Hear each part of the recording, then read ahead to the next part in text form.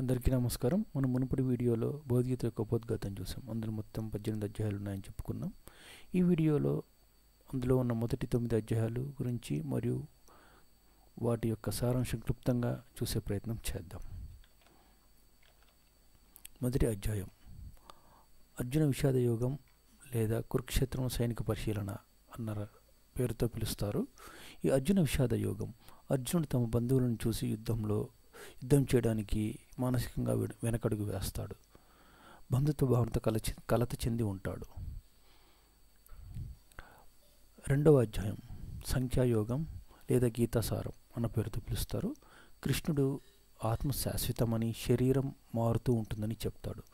కర్తవ్యం చేస్తూ ఫలితాలపై ఆసక్తి లేకుండా ఉండమని బోధిస్తుంది ఈ అధ్యాయం. మూడవ అధ్యాయం కర్మయోగం. మన కర్తవ్యం పట్ల నిబద్ధత కలిగి ఉండాలి, నిర్లిప్తంగా చేయాలి, ఫలితాల గురించి ఆలోచించకూడదు. కర్మ చేయకుండా ఉండడం కంటే నిష్కామ కర్మ చాలా మంచిదని ఈ అధ్యాయంలో వివరింపబడుతుంది. నాలుగవ అధ్యాయం జ్ఞానకర్మ సన్యాస యోగం లేదా దివ్య జ్ఞానం అని అంటారు. జ్ఞానం ఉన్నవాడు కర్మ చేయించకుండా శుద్ధంగా చేస్తాడు. భగవంతుడు అవతారాలు ధర్మస్థాపన కోసం తీసుకుంటాడు.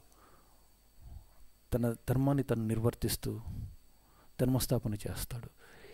దీనిని ఈ అధ్యాయంలో వివరించడం జరిగింది. ఐదవ అధ్యాయం కర్మయోగం లేదా కర్మ సన్యాస యోగం అంటారు. కర్మ చేయడం మరియు చేయించడం అంటే చేయకుండా ఉండడం, వీటి మధ్య ఎంతటి తేడా ఉంది అని ఈ అధ్యాయంలో మనం చూడగలం. కర్మ చేయాలి కానీ ఆ కర్మ నిష్కామ కర్మగా ఉండాలి అన్నది వివరించే అధ్యాయం కర్మ సన్యాస యోగ అధ్యాయం. ఆరవ అధ్యాయం ధ్యాన యోగం.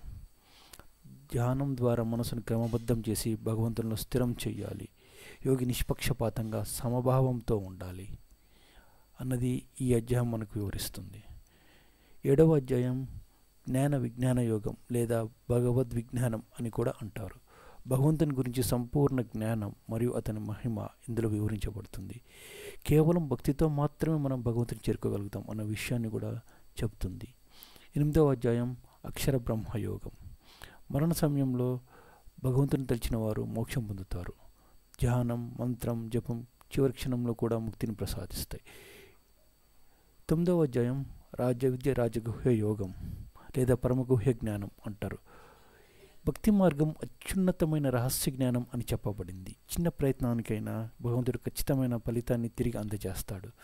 దానిని వివరించే అధ్యాయం ఈ 9వ అధ్యాయం. మరికొన్ని విషయాలు మనం తర్వాతి వీడియోలో చూద్దాం.